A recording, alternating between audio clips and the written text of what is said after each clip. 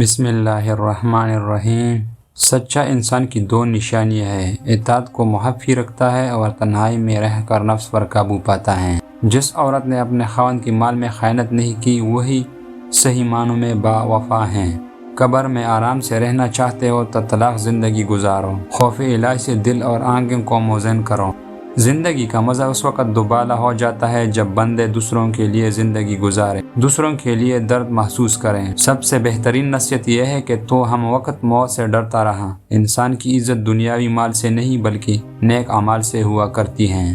ایک بندہ اگر بازار گیا اور نظر صاف کر واپس آ گیا تو اس کا راستہ نیک ہو گیا۔ اللہ کریم بعض اوقات کسی ایک ادا کو پسند فرما کر سرفراز کر دیتا ہے۔ قضا پر رضا اختیار کرو، جنت کی حقدار بن جاؤ گے۔ خوف خدا یہ ہے کہ ہر بے کام سے کنارہ کشی اختیار کرو۔ جس نے اولاد کی پرورش اچھی طریقے سے کی اس نے بڑھاپے میں سیکھا پایا عبادت کا صحیح مزہ چاہتا ہے تو فرض الہی کی بجا آوار میں کوتاہی مت کرو۔ ناشکری کب ہوتی ہے؟ جب اللہ کی کیے ہوئے احسان سے غلط فائدہ اٹھایا جائے۔ اپنے آپ کو دنیا سے دور کر دو تو جلدی اللہ کے قریب ہو جاؤ گے۔ جس نے ماں باپ کا ادب کیا اور ماں باپ کا حکم مانا وہ مکمل طور پر دیندار بن گیا۔